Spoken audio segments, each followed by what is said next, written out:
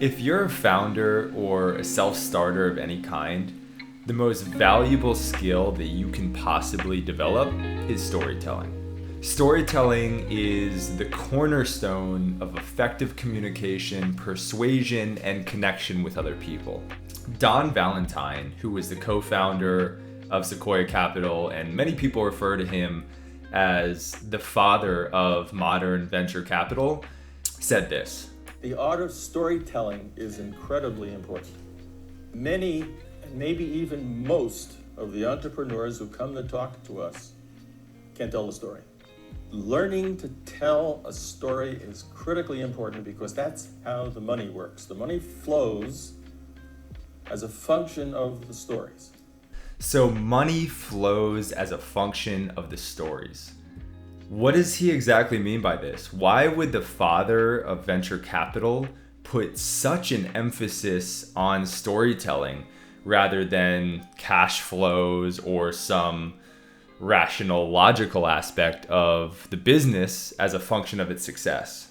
The answer lies in the power of story to drive action, inspire belief, and create a cohesive vision that can be shared amongst a large group of people. And to really understand the significance of storytelling, I think we got to take a look back at the development of human psychology and the role that storytelling played in our history. Well, I found a super interesting article in Nature magazine published back in 2017, where a group of anthropologists studied a hunter-gatherer tribe in the Philippines.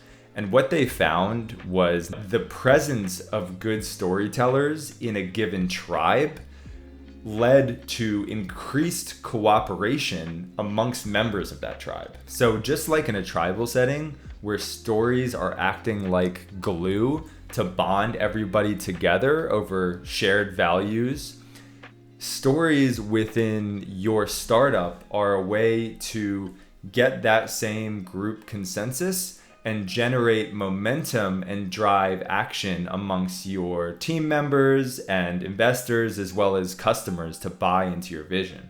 So one of my favorite all-time examples of this is the young Steve Jobs telling a story about an article that he read and how it applies to the computers that they were developing at Apple. Well, it gets back to the question of what is a personal computer again. Again, another analogy. There was an article in Scientific American in the early 70s which compared the efficiency of locomotion for various species of things on the planet. In other words, they measured how much energy it took for a bird to get from point A to point B compared with the energy it took a fish to get the same distance, and a goat and a person and all sorts of other things. And they ranked them. And it turns out the condor won. Condor was the most efficient, and man came in with a rather unimpressive showing about a third of the way down the list. It's somewhat disappointing. But someone there had the insight to test the efficiency of man riding a bicycle.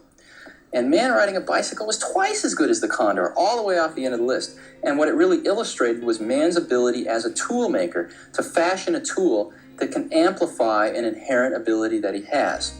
And that's exactly what we think we're doing. We think we're basically fashioning a 21st century bicycle here, which can amplify an inherent intellectual ability that man has and really take care of a lot of drudgery to free people to do much more creative work.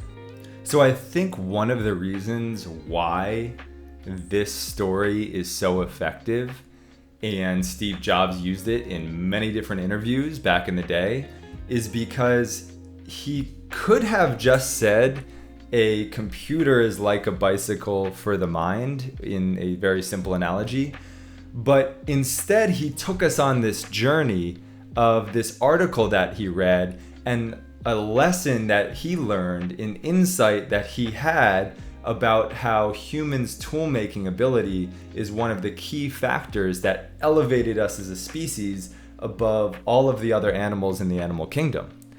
And this makes that analogy, a bicycle and a computer, so sticky in our minds. And it allows us, as the listener of that story, to remember it and then tell it and repeat it. So similarly, storytelling as a founder can become your greatest asset to sell your idea to teammates, investors, and customers, and as a result, win their support for your mission.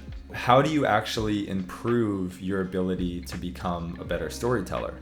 Well, first, I believe that as humans, we are all innately natural storytellers.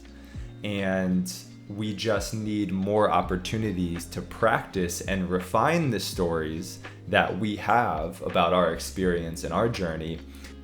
When somebody asks you to pitch them on your idea, what are you working on? What are you building? We often answer a what question with a what. But I'm going to highly recommend that instead of a what, you answer with a why and use a story to communicate that why. There are many different ways that you can practice telling your story, but one of the most effective tools that I practice on a regular weekly basis is what I call prompt-based journaling. Some example prompts that you can use to spark some ideas around the stories that you might tell are: what inspired you to start your company in the first place? Where were you at the time? Maybe mentally, physical location, or even emotionally. What is one of your core values? And tell me a story about a time that that core value was tested and how you responded and what you learned as a result. So what I'm going to leave you with is this: that storytelling is not just a skill. It's probably the most important tool that you can develop as a founder.